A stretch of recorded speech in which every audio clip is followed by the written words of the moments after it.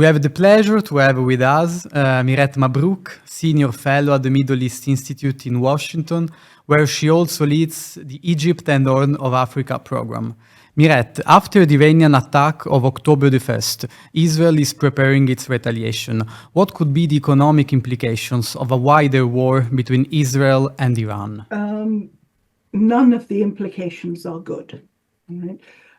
The war has already had a disastrous effect on the economies of the immediate surrounding countries. Gaza, of course, is in ruins. Gaza schools cannot operate, hospitals cannot operate, all the universities, I think all the universities have been bombed. Gaza is a mess. It is essentially sort of an open rubbish dump in Syria at the moment, with people scuttling from one end to another when they're told. So that economy, I really don't know how long it's going to take to rebuild, basically because it's all going to depend on, almost all of it is going to depend on external donations. The Israeli economy has suffered and is going to suffer more. Now, we think that it's going to cost about 66 billion to date so far. And you want to remember that if the war were to stop today, the impact on the Israeli economy would be huge, because if you look at history, you will see that in the wake of the 1973 war, Israel had to divert an enormous amount of investment and spending into its defense, which is what is likely to happen now. All right, there will be the finance minister of Israel, Bezalel Smotrich, has already said that they will have to spend more on defense spending, and those cuts will have to come from elsewhere.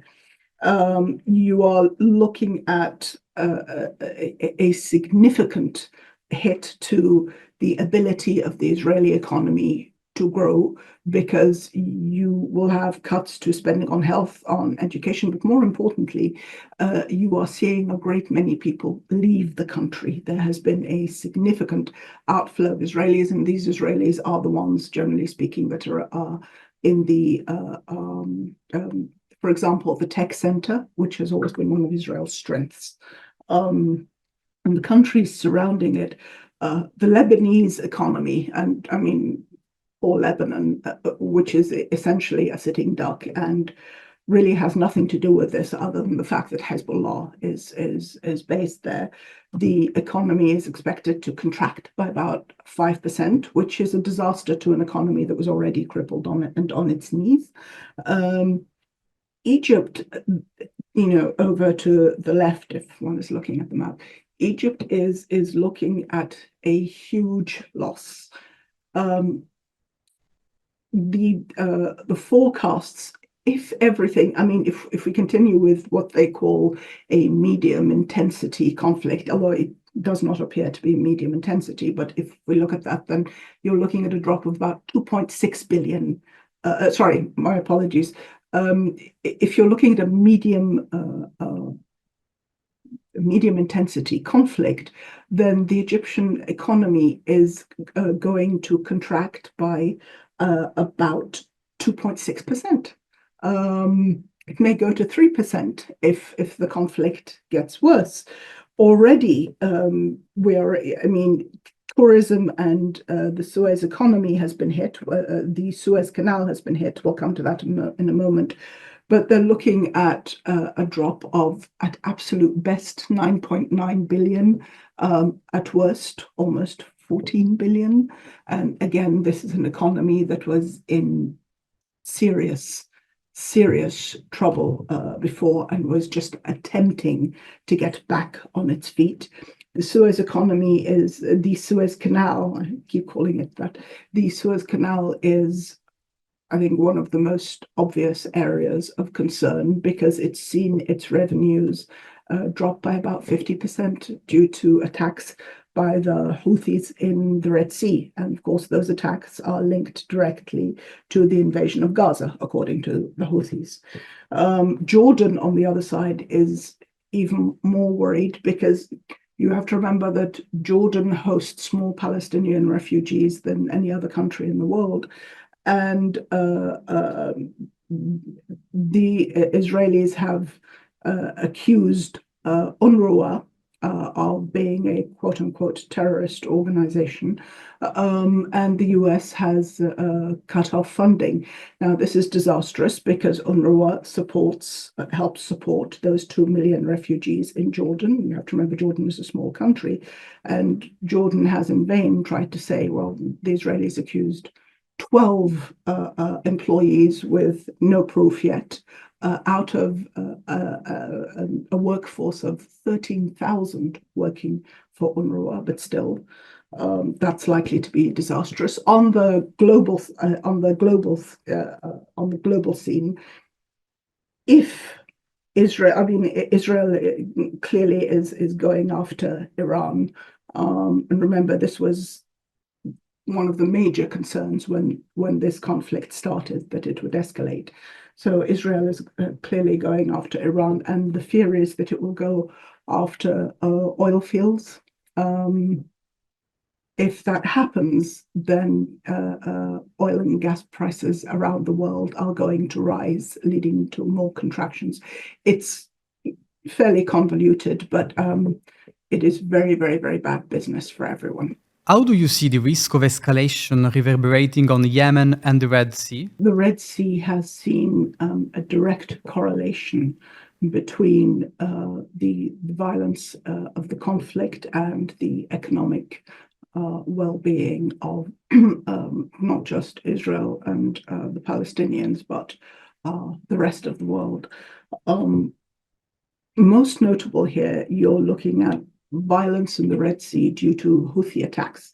Now, the Houthis, after October 7th, said that they would attack Israeli ships in solidarity with the Palestinians. This was something of a boon to the Houthis because they had been sitting there in Yemen attempting to govern, and they're not very good at governance, but they are very, very good at this kind of spoiler warfare, if you like. So what has happened is that they started attacking, first of all, Israeli ships. And then when the US and the UK said that they would come to the aid of Israeli ships, then they started attacking US and UK ships. And now, honestly, they're just attacking any ship that is not, interestingly enough, Chinese.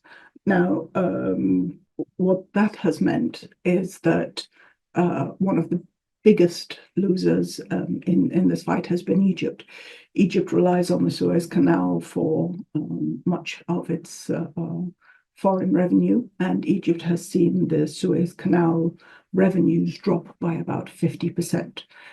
Now, you want to bear in mind that when that has happened, because it has become too expensive and too costly for ships to go through to use the Suez Canal, because what they have had to do is take on war insurance, okay, which essentially raises the price of your insurance to about 1/3 of your cargo, which means if you're carrying a cargo for $1 million, you're going to pay $300,000 in insurance on it. It becomes cost prohibitive. All right. So the majority of the larger carriers decided to reroute through the Horn of Africa, the Cape of Good Hope. There's a reason why people don't use the Cape of Good Hope in the first place. It is significantly longer.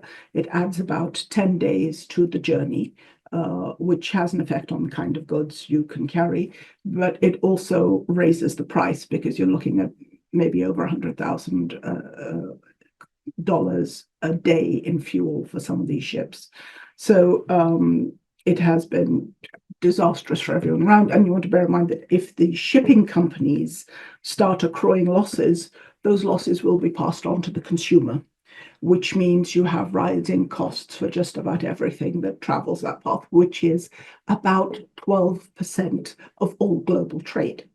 12% of the world's container trade used to pass through the Suez Canal. So you can see the scope of this. All right. Now, the US and the UK and various other countries, importantly, no Arab countries, have attempted to provide some naval security, but the truth is those options are limited and not particularly successful. The Houthis will continue to do so. Now, the Houthis have linked this to a de-escalation or a ceasefire in Gaza. I'm personally not of the opinion that it will close off like that if there is a ceasefire in Gaza, but certainly there would be no more excuses.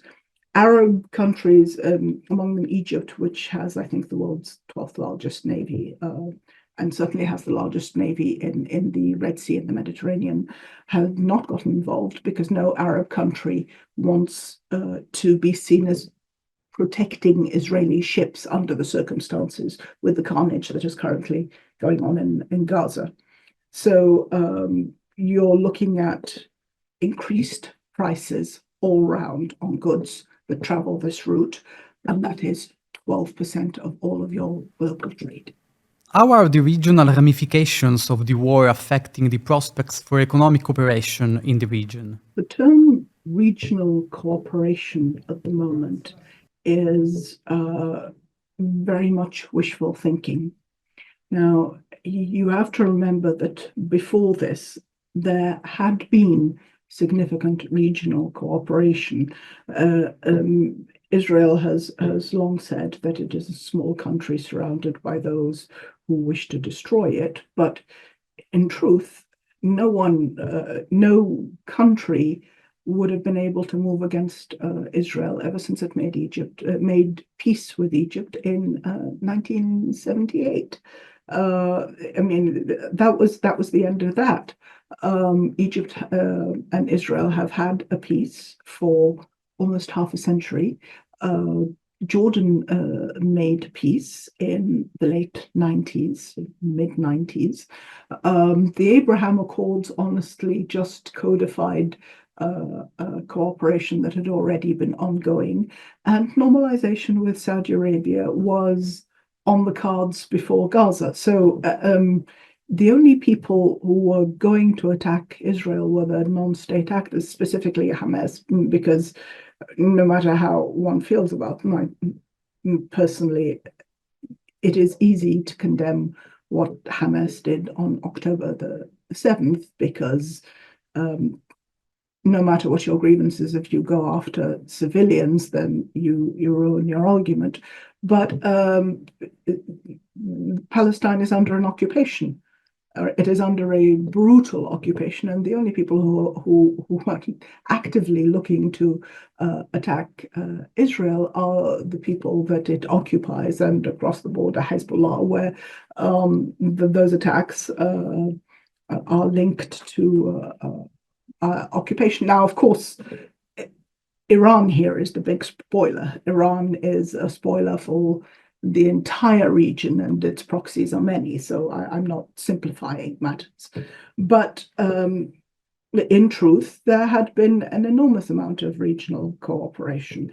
Both the Egyptians and the Jordanians have very tight relations and cooperation on security, intelligence, even the economy, military matters. So all of that was in existence. Now, it is still in existence because you have treaties, but it is strained beyond belief. In Egypt's case, it is strained by the fact that the Israelis are now in the Philadelphia corridor, which is in direct contravention of the treaty that Egypt and Israel signed. It's a long and complicated procedure, but explanation, sorry. But I mean, the Egyptians will say that Israel is in direct contravention, and Israel saying, well, we need to be there. But that's going to be seriously problematic. And of course, for Jordan, really, if one is looking for the small country that is beset by problems on all sides and has to walk a fine tightrope, that's Jordan, not Israel. Jordan has a very small population of whom the majority are actually Palestinians, and it is having to walk a very fine line between condemning the violence and the atrocities in Gaza, and cooperating with Israel, with whom it has an agreement. When Iran sent over ballistic missiles and drones to Israel last time, which it did in response to an extrajudicial assassination by Israel, Jordan helped intercept those missiles, and really no one was hurt. I think there was one fatality. So regional cooperation was absolutely on the table. But apart from those countries that have existing relationships, it is going to be very difficult for any country in the Arab world to extend a hand while almost 42,000 people have killed in Gaza, among whom 17,000 of whom are children. These countries have publics, and those publics will not allow it, because you understand, of course, that governments will do one thing and publics may want another. So there is often a disconnect between those two. But at the end of the day, whether you're a democracy or not, you can't completely ignore your constituency. All right. So regional relationships are very, very, very strained at the moment. The Jordanian foreign minister actually put it well about a week ago at a meeting for Arab ministers. He said, Prime Minister Netanyahu keeps saying that nobody wants to make peace, but I'm standing here with 57 foreign ministers from 57 Arab countries, and we're all saying we would like to have peace with Israel. But Israel needs to reconsider what it's doing, needs to stop needs to stop the attacks in Gaza, needs to stop essentially inflaming the situation, increasingly inflaming the situation by saying that it is defending itself in someone else's country. So it is going to take a while, I think, before regional relationships are back to where they were.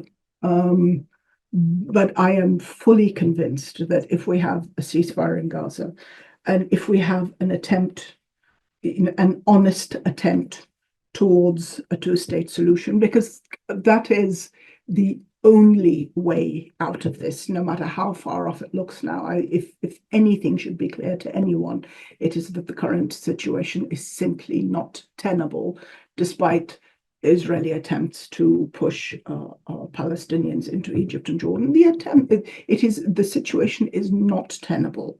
For the sake of Israelis, for the sake of Palestinians, for the sake of the wider region, there needs to be a Palestinian homeland. And if there is a tangible and believable track towards this, I think that regional relations will slide back into their grooves very fast. Mirette Mabrouk, thank you very much for having been with us today.